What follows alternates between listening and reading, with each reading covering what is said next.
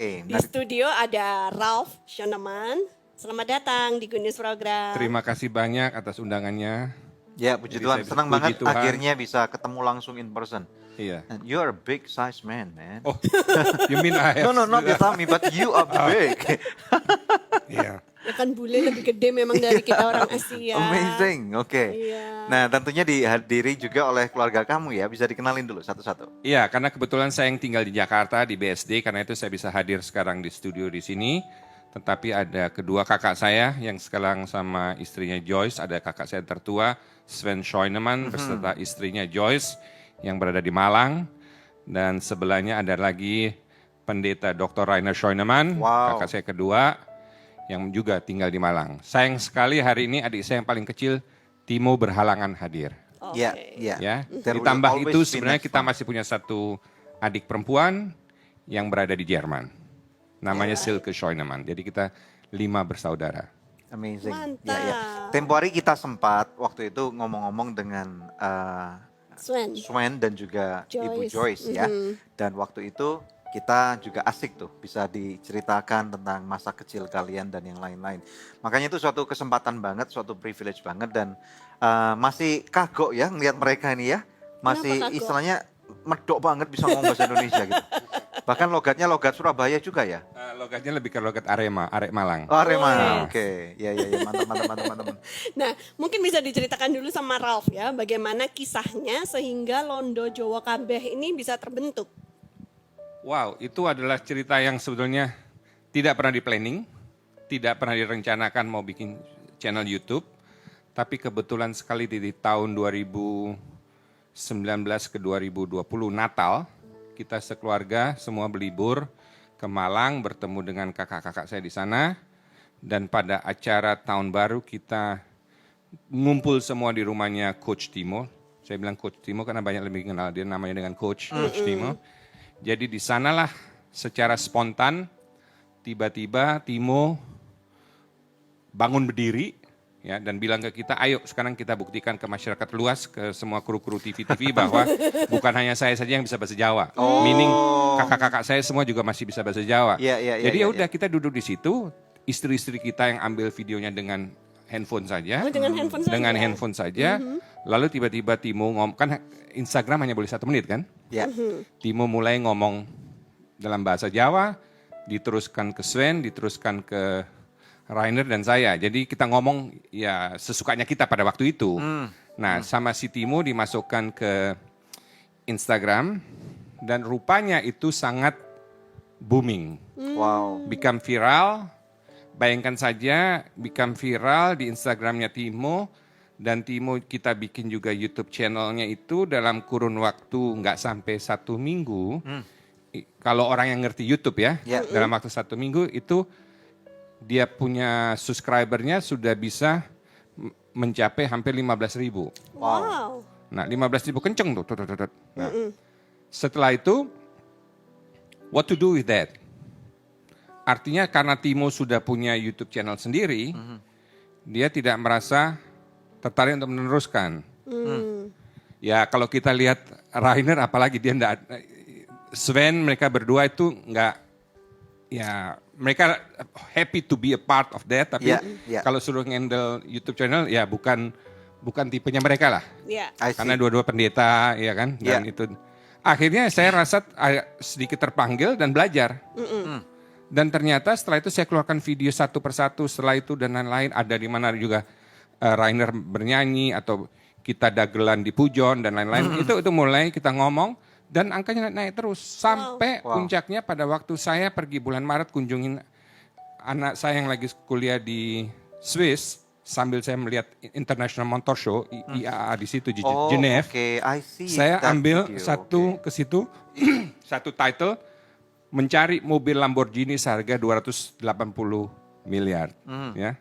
Jadi saya ngomong sama anak saya yang umur sekarang 23 tahun, 2 katakan papa sama anak, Ya. berbicara bahasa Indonesia, bahkan saya guyonin dia dalam bahasa Jawa. Jawa. Nah itu juga, video itu juga yang nonton sudah di atas 1 juta. Nah Wow. setelah itu ya berjalan. Wow. Wow, saya sempat nonton video itu tuh. Saya pikir wah ini keren banget nih ya. Iya. Maksudnya ini wah luar biasa nih, cari sensasinya hebat nih gitu. Iya iya iya iya. Iya. Kurang lebih begitu. Ya akhirnya kita tetap menjalankannya di video-video ini, tapi tujuan utama video YouTube itu bukan untuk komersial, not at all. Oke. Ya, tapi Not at dimonetize juga dong pasti. Dimonetize of Ya. course ya. Tapi not commercial. Artinya kita ingin menunjukkan bagaimana cinta kita atau kita terhadap Indonesia, terhadap negara Indonesia, terhadap orangnya, dan bagaimana kita juga memperhatikan atau memperlakukan sesama manusia itu sederajat sama, That's right. tidak membeda-bedakan antara kaya miskin, golongan agama, ras dan seterusnya, Iya iya. antara pembantu dan majikan sama. Karena itu saya juga bikin video pada waktu saya punya mbok mau pulang kampung.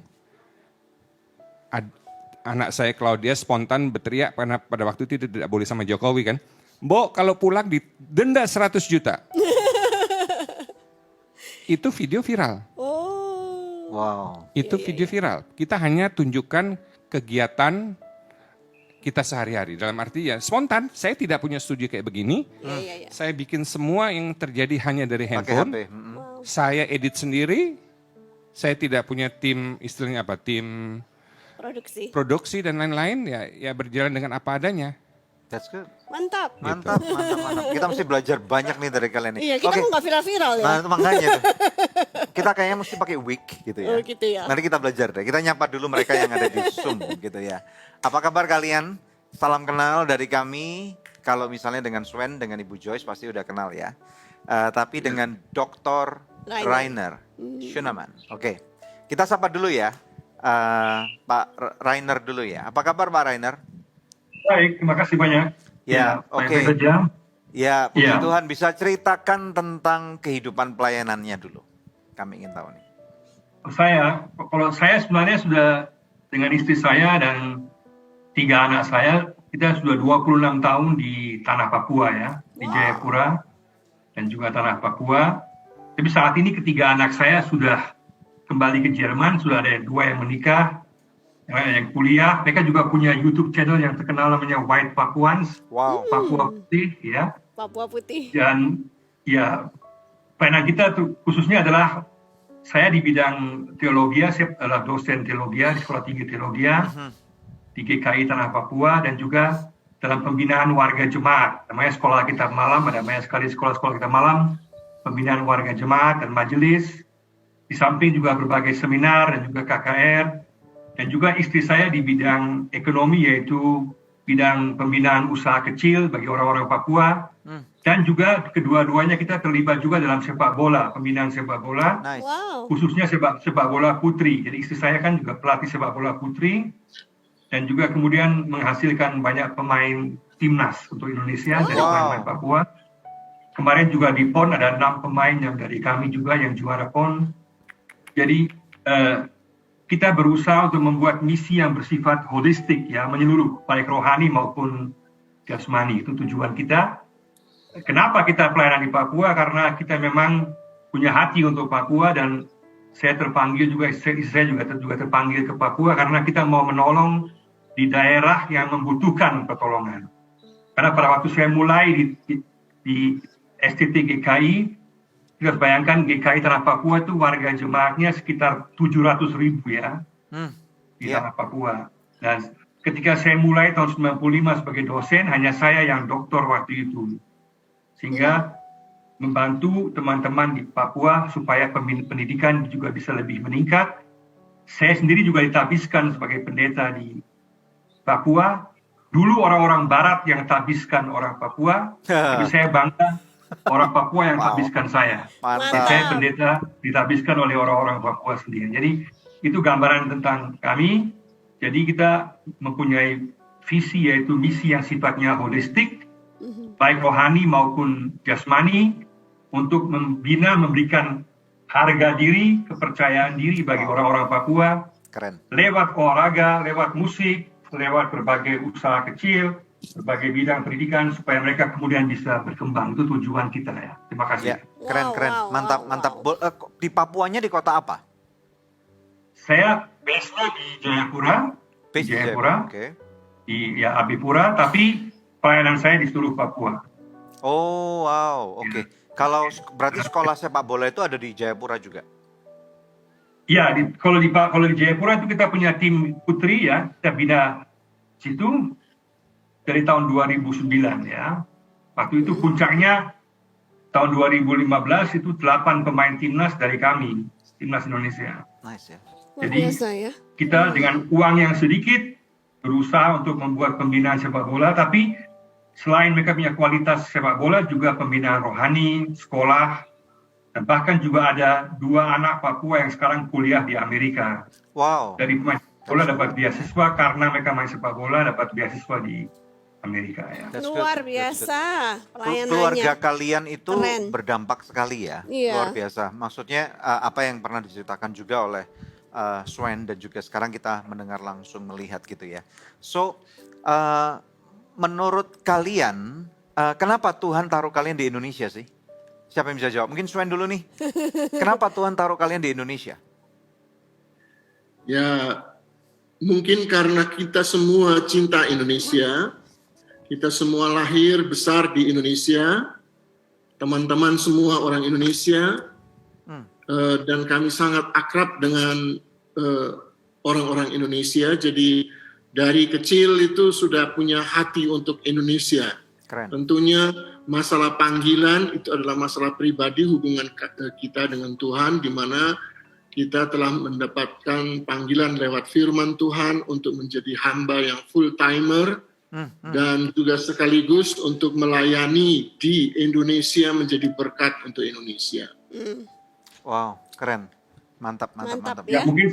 Mungkin saya tambahkan bahwa Silakan. betul sekali bahwa Tuhan tidak membutuhkan pahlawan-pahlawan. Tuhan tidak butuhkan pahlawan. Tuhan butuhkan orang-orang yang setia, yang mau terlibat pelayanan sesuai karunia yang Tuhan berikan. Jadi tugas kita adalah mencari tahu di mana Tuhan tempatkan kita, di mana karunia kita, kemampuan kita, itu bisa dalam bidang rohani, bisa juga dalam bidang profesi yang lain, Ya. di mana kita kemudian juga terlibat dalam pelayanan lewat profesi-profesi yang lain. Tapi intinya, kita harus tahu di mana Tuhan tempatkan kita. Dan sebagaimana Swen sudah katakan tadi, kita karena dibesarkan di Indonesia, ada cinta untuk Indonesia, sekaligus juga cinta untuk mau terlibat, menolong dalam bidang-bidang pelayanan untuk membantu, seperti saya misalnya di Papua, Swen di Malang, Raul juga Jakarta dan Timo di Malang juga. Tujuan kita adalah dalam profesi kita, dimanapun kita berada, di mana Tuhan tempatkan kita, kita memberikan yang terbaik dan jadi berkat bagi orang lain. Itu yang paling penting. Mantap. Keren Mantap. sekali. Ya. Iya. Jadi kalau kakak-kakaknya Ralph ini pelayanan sepenuh waktu hamba Tuhan, Ralph tidak ya. Bagaimana juga dengan Coach Timo? Iya, itu tepat sekali. Memang kedua kakak saya yang tertua itu secara langsung mengikuti jejak dari Orang tua. dari papi, khususnya dari papi. Kalau saya sebetulnya mengikuti jejak dari mama saya. Oh, oke. Karena mama saya sebelum menikah itu dulu kerjanya di Hapag-Lloyd Travel Agency besar. Alright. Jadi itu kan di sektor tourism. Karena menikah dengan papi dipanggil Tuhan ke Indonesia, ya melayani di Indonesia. Tetapi saya mengikuti garis tangan somehow Oh, dari Mama. mama. Oke. Dari Iya, mama. iya. Tetapi bukan berarti ya memang seperti Rainer katakan kita bisa bekerja buat Tuhan di berbagai sektor kan. Betul. Iya. Iya. Di tempat saya bekerja, saya banyak sekali berhubungan dengan orang-orang petinggi-petinggi atau pejabat, bahkan presiden datang ke tempat kita, mungkin itu tangan Iya. saya ini nggak bisa hitung lagi berapa kali dia datang. Wow. Bahkan tempat kita digunakan untuk KKR berapa kali, Iya. digunakan untuk gereja dan Betul. seterusnya. betul. Bahkan di parkir barat, Stephen Tong juga sudah pernah bikin acara dan seterusnya. Apalagi mereka mengenal bahwa saya ya ada nama belakangnya Scheunemann itu Scheunemann, kan. iya, Jadi iya. mereka tahu orang tua saya berusaha membantu memberikan apa yang saya bisa berikan buat Tuhan lewat kerjaan saya. Mantap. Ada nggak merasa berpikir kenapa kok saya nggak melayani Tuhan gitu? Atau ada nggak mungkin, I don't know, perasaan bersalah mungkin? Kenapa perasaan bersalah? Kok nggak sampai melayani Tuhan seperti mereka? Kan banyak orang berpikir lebih mulia. nih. Makanya mereka di dunia rohani, saya di dunia duniawi. Oke. Tapi enggak, kan seperti saya katakan, seorang dokter kalau semua bekerja sebagai pendeta atau semua bekerja di bidangnya kerohanian, Iya. siapa yang akan jadi dokter? Betul sekali. Siapa yang akan jadi polisi, siapa akan jadi tentara dan seterusnya Iya, kan? iya. Ya. Artinya bagaimana kita menaruh diri kita ya di bidang profesi kita, di mana Betul. kita bisa memuliakan Tuhan lewat cara kita Iya, masing-masing. Iya, betul kalau sekali. kalau papi kalian dulu pernah tentukan nggak? Kalian semua harus melayani Tuhan gitu. Jadi pendeta semua jadi misionaris gitu kayak gitu nggak? Saya nggak tahu, bisa tanya kakak-kakak saya, Gimana tapi kakak-kakak? memang Oh, dari nggak dulu yang paling bisa dikatakan waktu anak-anak, waktu kecil, mungkin saya yang paling Paling double. paling dablek, Dablek. paling beling. Paling beling. bandel. Itu mungkin. beling. Tapi mungkin silakan Sven atau Rainer yang ngomong soal itu. Gimana? Saya pikir nggak pernah ya. Bapak saya tidak pernah memaksakan sama sekali, bahkan juga berbicara bahwa harus begini atau begini, sama sekali. Memberikan tanda-tanda pun juga sama sekali juga tidak sama sekali tidak ya. Saya punya anak saya tiga-tiganya juga semua tidak ada yang sekarang jadi hamba Tuhan full time. Mereka semua di bidang-bidang lain. Oke. Yang penting adalah mengikut Yesus dan kemudian dalam profesi yang dijalani sungguh-sungguh mengikut Yesus dan melayani dan jadi berkat dimanapun berada. Itu yang paling penting. Jadi konsep bahwa harus melayani secara full time itu saya kira konsep yang salah. Ya. Ya, karena Wow. konsep full time itu adalah Tuhan memberikan penugasan-penugasan secara That's khusus. right. Ya. Saya sendiri tidak pernah terpikir dan mau jadi pendeta, sama sekali tidak pernah. Saya mau jadi pemain bola, mau jadi penyanyi rock, tidak pernah pikir jadi pendeta. Jadi itu panggilan Tuhan ya lewat Yeah. Markus 8 ayat 36 bahwa apa gunanya memperoleh seluruh dunia tapi kehilangan nyawa. Jadi bagi saya itu panggilan khusus. Tapi saya tidak pernah bermimpi untuk jadi pendeta. Iya. Bahkan dari kecil saya gagap ya. Saya Gagap. gagap. Harus belajar untuk berbicara. Bahwa sekarang saya bisa berkhotbah depan ribuan orang. Itu mujizat sebetulnya. Wow. Wow. Jadi kalau kita lihat, Tuhan itu pakai cara tertentu untuk orang-orang tertentu. Yang penting kita menemukan karunia kita, Ya. tugas kita, kesetiaan kita, dan jangan bandingkan dengan orang lain. That's Jangan. right. Setuju. Karena tiap-tiap kita mempunyai tugas khusus yang Tuhan berikan. Saya kira itu paling penting. Mantap. Keren. Iya, iya. Kalau maksud saya tanya gini loh, karena kebanyakan kan sebagai pendeta nih, kadang-kadang ada orang-orang yang memaksakan anaknya, atau mungkin jadi pengusaha, kamu harus meneruskan pekerjaannya papa gitu, bisnisnya papa udah besar gitu misalnya. Nanti kalau kamu nggak mau, bagaimana ini? Siapa yang akan mengelola ini akan semua? meneruskan. Nah kayak gitu, misalnya kayak gitu. Tetapi orang tua nggak pernah ya. Nah bisa cerita nggak? Nanti ada kata-kata beling, belingnya sampean itu Dablek apa? deh. Dablek, beling, apalagi Bandel. istilahnya bandel. Ya, yang kita kan jangan menilai diri kita sendiri. Ya. Artinya kenakalan, saya nggak rasa nakal. Orang lain yang merasa Saya cuma rasa cool gitu aja. kakak-kakak saya aja yang lihat adiknya ini susah diatur, dikontrol. Khususnya yang paling gede, Sven mungkin bisa bicara, bisa jelaskan bahwa tapi setiap orang kan melewati masa-masa itu kan. Iya. Dan saya juga selalu encourage orang-orang tua, kalau memang anak-anak kalian ada yang nakal, ada yang itu, saya rasa itu satu plus point yang luar biasa. Plus point. Iya. Liza. Out of the Karena dia akan percaya diri ke depannya. Oh. Yang paling penting dalam bekerja dan lain-lain, di samping kita kuliah secara benar, adalah we have to believe in ourselves. Kita percaya diri. Dan biasanya mereka-mereka yang dablek itu yang paling percaya diri. Oh. Tapi nggak tahu, Sven. Gimana Sven? Silakan ceritakan. Ya, seperti Ralph sudah katakan bahwa orang lain menilai dia nakal, tapi sebetulnya kenakalannya dia juga masih dalam batas normal lah. Jadi kita tidak bisa katakan wah dia anak yang betul-betul ini, tidak. Tapi kenakalan yang wajar lah sebagai anak remaja, sebagai sebagai anak kecil, waktu kecil. Misalnya Ya. apa kenakalan yang dilakukan Ralf itu? Ngambil susu ya kalau nggak salah ya. Aku pernah lihat videonya tuh. Saya Timo. itu Timo, Oh, saya itu pernah Timo. tembak kaki saya sendiri. Pakai? Pakai pistol. Ya. Really? Kaki saya tembus. Pistol Itu dari mukjizat mana? dari polisi yang lagi jaga kantor pos. lagi store uang. Itu saya bersama dengan kakak saya, Rainer mungkin bisa jelaskan karena dia menangis pulang tuh karena lihat saya berdarah begitu banyak. ya? Mungkin Rainer bisa jelaskan. Ya, waktu itu kan ada transfer uang ya di kantor pos. Terus saya pulang sama adik-adik saya dari sekolah, dari SD itu pulang sekolah. Terus adik saya terus semangat lihat pistol itu. Terus dia mau pegang pistolnya, polisi larang. Tapi Timo apa yang Ralph buat? Ralph dia putar polisinya itu, terus langsung tembak dari ganggangnya itu langsung. Waduh. Kena kakinya sendiri. Wow. Dia langsung dan kesalahan polisi adalah bahwa dia membiarkan pistolnya itu tidak secure ya, tidak diamankan ya. Jadi dia ketika ditembak langsung keluar pelurunya dan langsung tembus kakinya Ralph, dan pada saat itu di seberang jalan dulu masih ada Kabedanan ya, dulu Kabedanan kayak semacam kecamatan, ada pertemuan, langsung bubar acaranya. Bubar semua karena lihat ada tembakan. Terus saya lari ke bapak saya lagi kuliah, saya lari untuk kasih tahu bapak saya, polisinya angkat Ralph ke rumah sakit, ada poliklinik pas dekat dari bersebelahan dengan kantor pos, sehingga kemudian dapat dirawat di sana. Wow. Iya, kalau saya boleh tambahkan itu adalah satu mukjizat. Sampai sekarang saya tidak bisa menjelaskan. Bayangkan kalau saya berdiri, posisinya di sini, tembak saya di samping, bagaimana peluru itu bisa masuk di 2 celah tulang di sini.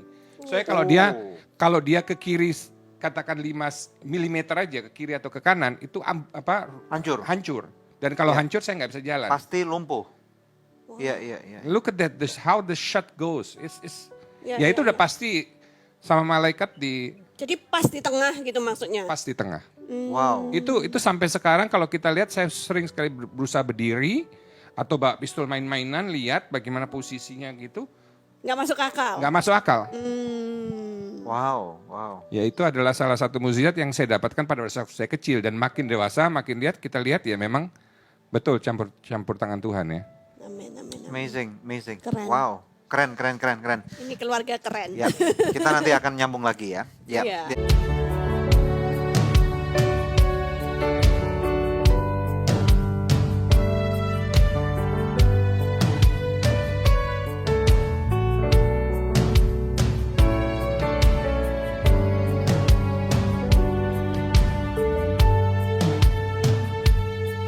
Indonesia, tanah air tercinta. Di sini ku hidup berkarya.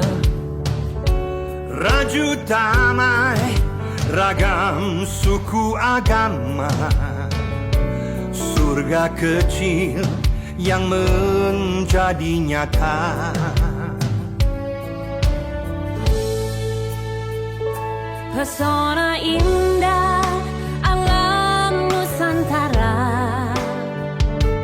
anugerah Tuhan Sang Pencipta.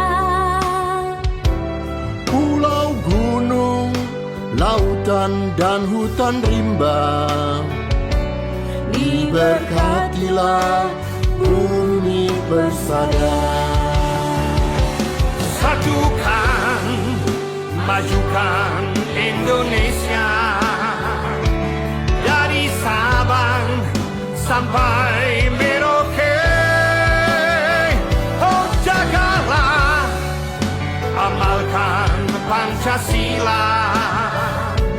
Indonesia jayalah selamanya.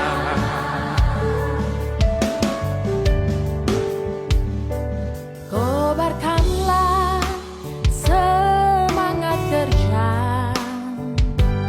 berikanlah seluruh jiwa raga. Hiduplah dalam suka bersama, wujud indah Bhinneka Tunggal Ika. Makmurkan, adilkan Indonesia, dari Miangas sampai Pulau Rote. Oh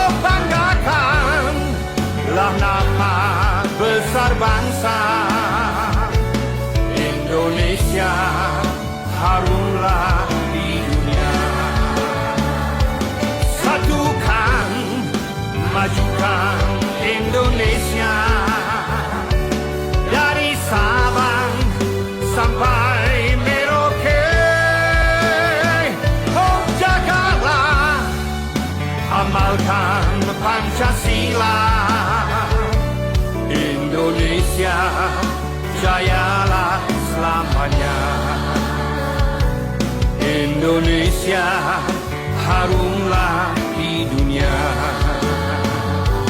Indonesia jayalah selamanya.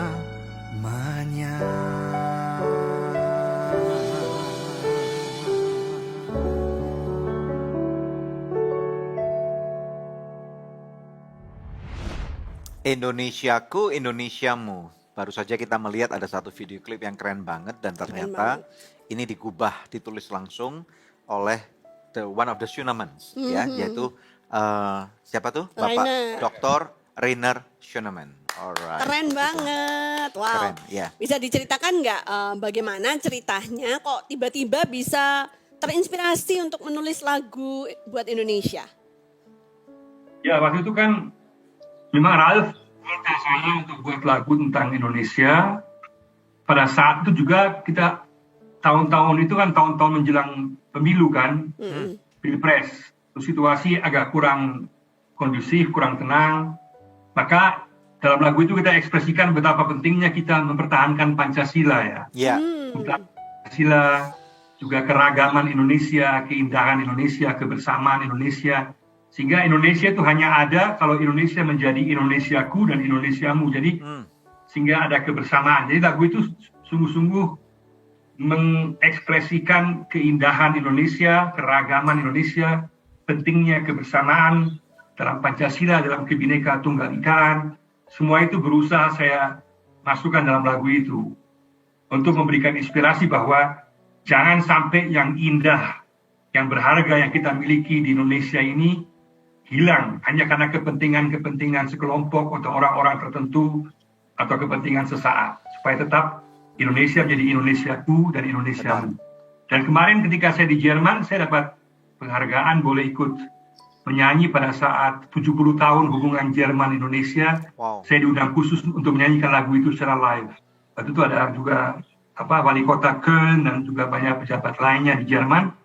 Jadi lagu itu pun di Jerman pun diketahui juga oleh banyak orang Indonesia. Jadi saya sangat bersyukur bahwa lagu itu yang kita nyanyikan bersama-sama sebagai keluarga besar dapat menginspirasi dan juga menumbuhkan cinta kasih untuk Indonesia. Itu paling penting. Ya, ya.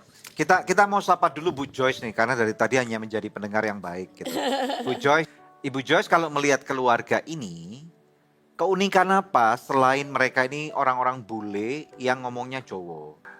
Keunikannya sebenarnya mereka hanya di kulit aja, seperti yang lalu kami bilang, bahwa hanya di luar aja kelihatannya bule, tapi dalamnya memang Indonesia dan sungguh-sungguh itu hati Indonesia. Jadi casingnya doang. Nah, sekarang kita ngomong nih tentang ini pengusaha nih, ada pengusaha di sini nih ya. Nah, tentunya setiap orang juga kena krisis nih gara-gara pandemi COVID nih.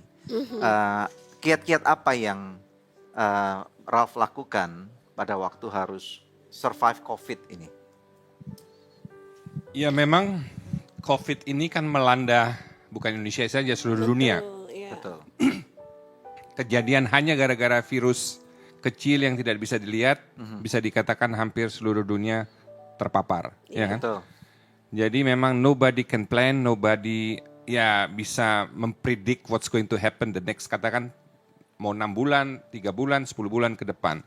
Yeah. Waktu mulai di awal 2020 kita semua berharap bahwa di akhir tahun Akan mungkin selesai. Iya. Tapi harapan-harapan kita ya tidak terjadi kan, malah jadi lebih menggila. Tapi kalau bicara tentang situasi di kehidupan bisnisnya, kehidupan kerja, saya karena kerjanya di G-Expo di Kemayoran, di pameran yang terbesar yang ada exhibition center terbesar di Indonesia. Betul. Ya kita bisa dikatakan sejak Maret 2020 sampai dengan bisa dikatakan sampai dengan Oktober kemarin kita betul-betul mati suri. Bayangkan 44 hektar, kita punya lebih dari 10 hall, kita punya ratusan karyawan dan lain-lain. Semua mengalami masalah. Ya. Ya memang tindakan-tindakan efisiensi dilakukan. Ya. Tapi saya sangat beruntung bahwa saya memiliki owner ya, dalam arti yang betul-betul understanding, yang tidak semata-mata hanya dengan gelap mata menutup. Gampang saja kan bisa memecat orang dan itu kan. Tapi ini tidak dilakukan.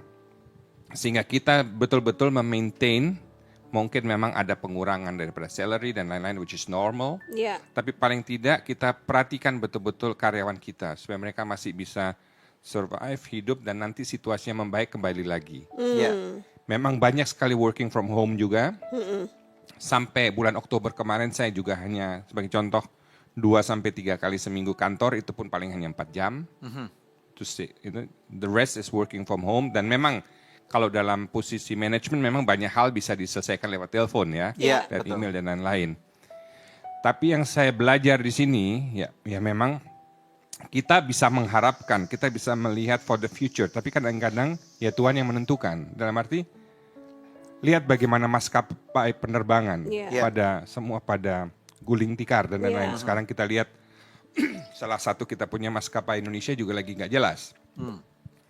Apakah akan diapakan gitu ya? Ya. Saya nggak mau ngomong Semoga di sini. nggak dipilotkan ya. Ya, semoga tidak. Tetapi yang ingin saya imbau kepada para katakan bisnismen ya yang ada di Indonesia, kalau memang kalian masih bisa mempertahankan karyawan kalian, ya tolong dipertahankan karena situasi akan berbalik. That's right, that's right. Dan kalau situasi berbalik, kita membutuhkan orang-orang itu lagi Betul. untuk membantu kita. Iya, iya. Ya, kalau dalam bisnis kalian sendiri, bagaimana kalian bisa bernafas supaya panjang itu? Karena kan istilahnya kan 1,5 tahun nggak ada kegiatan, dan biasanya itu di tempat kerja kalian tuh kan one of the yang paling dicari lah. Kita bisa bertahan memang semata-mata ya karena kita seperti kita di Exhibition Center, kita dari tahun-tahun sebelumnya memang kita bekerja secara baik, kita memiliki cash flow yang baik, ya kita memanage perusahaan secara baik, sehingga akhirnya bisa dikatakan selama 1,5 tahun kita hidup juga dari tabungan-tabungan itu. Dari hasil yang dari hasil-hasil lalu-lalu. sebelumnya. Ya. Nah sekarang bisa dikatakan hasil-hasilnya sudah mulai menipis atau segala macam. Nah puji Tuhan situasi membaik, kita sudah mulai ada acara-acara lagi.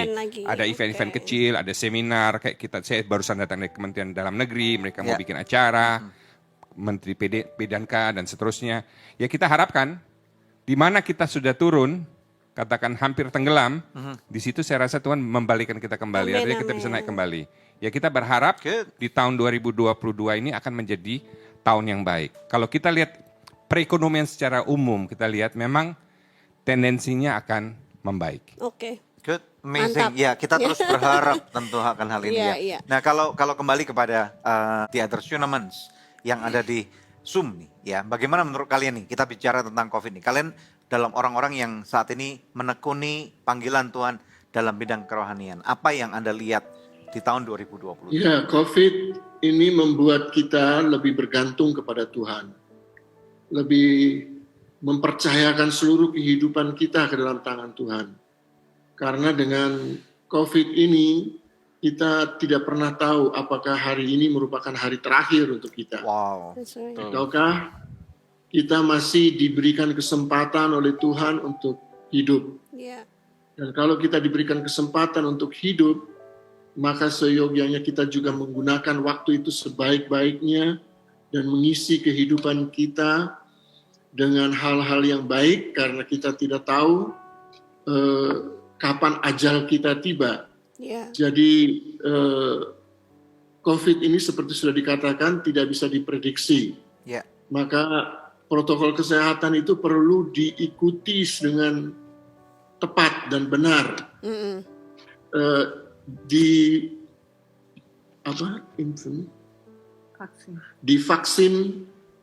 Divaksin itu tidak menjamin. Kalau kita tetap jalan tanpa masker, tidak menjaga jarak dan lalai, jadi kita tetap harus menjaga jarak, kita harus menjaga protokol kesehatannya, kita harus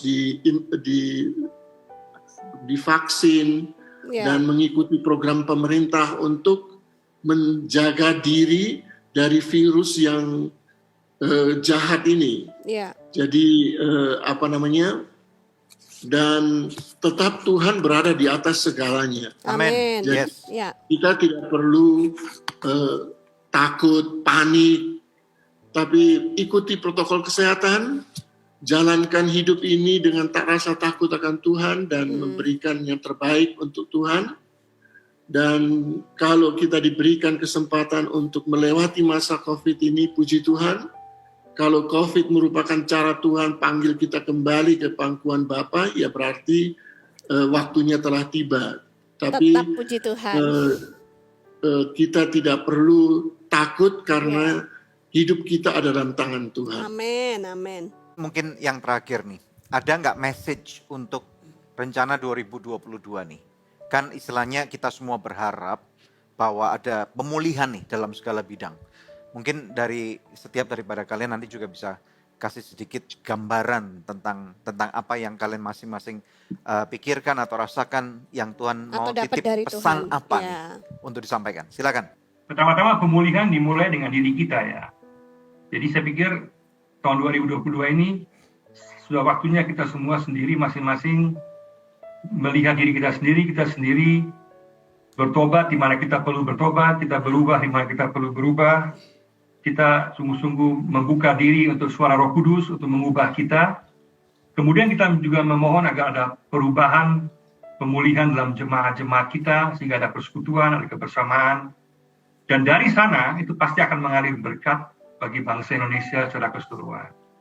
Sehingga pelayanan kita akan sungguh-sungguh mengena baik secara penginjilan maupun secara pastoral, juga secara sosial diakoni akan menyentuh. Jadi saya pikir pemulihan dimulai dari diri kita. Juga ada penjelasan mengatakan bahwa hukuman Tuhan juga dimulai dari rumah Tuhan. Ya. Jadi juga sama, pemulihan juga dimulai dari rumah Tuhan. Jadi khususnya kita para hamba Tuhan, kita dulu yang perlu pemulihan. Para hamba Tuhan membutuhkan pemulihan terlebih dahulu. Jadi kita perlu banyak berdoa untuk diri kita sendiri dan juga membuka diri, dan saya sangat yakin kalau itu terjadi maka Indonesia juga akan mengalami pemulihan. Amin. Amin. Haleluya. Pak Swen, silakan Pak Swen. Seperti tadi saya sudah katakan, kita tidak tahu berapa lama lagi kita masih akan hidup. Pergunakanlah waktu yang ada sebagai waktu yang dikaruniakan Tuhan dengan sebaik-baiknya dan semulia-mulianya untuk Tuhan kita Yesus Kristus. Dan kita harus siap kapan saja Tuhan panggil. Memang kita tidak tahu dan kita tidak inginkan itu terjadi lewat COVID, tetapi kita harus mempersiapkan diri kita untuk saat di mana Tuhan panggil kita. Dan oleh karena itu dengan hidup yang Tuhan karuniakan ini, hendaklah kita mengisi hidup itu dengan memuliakan Tuhan. Amin. Ya. Anda masih menyaksikan Good News program Londo Jowo KB. Kembali kepada narasumber yang ada di studio, Bapak Ralph Schoenemann. Oke, nah Ralph bisa memberikan kata-kata dorongan kepada pemirsa bagaimana mempersiapkan diri mereka untuk masuk ke 2022 ini harus bagaimana? Khususnya untuk orang-orang yang ada dalam marketplace. Iya. Oke, tadi dari sisi kerohaniannya mungkin sudah dijelaskan lebih jelas oleh kedua kakak saya. Tapi kalau saya lihat secara umum di dunia bisnis atau di mana dunia kita bekerja, ya kita yang pasti kita harus menatap masa depan itu dengan penuh percaya diri. Dan kita harus percaya bahwa semua permasalahan itu pasti ada akhirnya. Amin. Dan setiap permasalahan itu pasti ada juga maksud Tuhan di belakangnya. Untuk kita masing-masing pasti untuk setiap orang berbeda satu sama lain. Untuk orang yang bekerja misalnya di bidang dunia app dan lain-lain, mungkin ini malah membawa berkat. Ya kan? Kebanjiran Orderan banyak sekali. Iya, betul. Tapi bagi mereka yang bekerja di dunia-dunia yang kena secara langsung, apakah itu taxi driver dan lain-lain, ataukah orang yang kerja kayak di tempat saya di exhibition industry, di hotel atau pesawat terbang dan lain-lain. Itu saya rasa itulah juga satu hal di mana kita juga lihat kita harus bersyukur bahwa selama ini kita diberkati oleh Tuhan. Dan artinya memang tidak ada orang hidupnya selalu di atas. Oke. Pasti kita akan mengalami waktu di mana kita juga akan turun. Dan ini adalah situasi di mana kita juga harus mengkoreksi diri kita dan menilai bahwa kita harus bersyukur bahwa selama ini Tuhan selalu menyertai kita, memberi kita berkat yang berlimpahan dan seterusnya. Kalau kita menghadapi masalah ini, sekarang ya kita hadapin. That's good. Kita hadapin, tapi kita selalu harus bersyukur bahwa it will be a light at the end of the tunnel. Saya Amen. percaya itu. Amin. There will be a light at the end of the tunnel. Amazing. That's good. Ya, kalau dari keluarga sendiri? Kalau dari keluarga saya bersyukur anak-anak selama ini kita hidup sehat, kita tidak kena COVID, dalam arti kita melakukan tes, kayak saya di rumah saya punya alat sendiri, setiap almost every, meskipun rasanya nggak enak ya. Rasanya kayak kemasukan air terus kalau berenang. Iya, betul. Hari ini pun saya harus tusuk hidung saya lagi loh tadi. Iya, sebelum datang. recording ya. Tapi yang Apa saya harapkan buat anak-anak sangat sulit, khususnya yang sekolah. Oh, iya. Anak saya Claudia hampir selama 1,5 tahun sekolah secara online. That's right. Itu buat mereka itu penderitaan yang luar biasa. Sekarang mereka sudah bisa kembali lagi ke sekolah. Bulan lalu 2 kali seminggu, sekarang sudah mulai 5 kali seminggu di German School, di BSD. Ya, jadi kelihatan sekali mereka bergaul lagi dengan Senang teman-teman, ya? senang. Dan tidak hanya lihat selalu di monitor, screen. Iya, Itu kan berpengaruh terhadap kejiwaan, terhadap mata dan iya. lain-lain. That's right. Jadi Wow. anak-anak ini, bagi anak-anak saya paling tidak mereka dalam masa awalnya mereka juga melihat, mendapatkan pengalaman tentang situasi COVID ini. Sehingga nanti di kemudian hari, kalau ada hal-hal lain terjadi, mereka already have experience dalam arti bagaimana menghadapi hidup ini ya. Iya. Ya, berharga banget loh. Iya. Berharga banget. Well, terima kasih sekali ya, Thank Ralph, you. kemudian Pak Rainer, dan kemudian juga Pak Swen, Ibu Joyce. Kami Thank selalu you. diberkati to have you all. Amazing banget. Semoga nanti suatu kali kita bisa present not just together kayak gini, tapi satu persatu, karena kami percaya kalian semua punya konten-konten yang keren.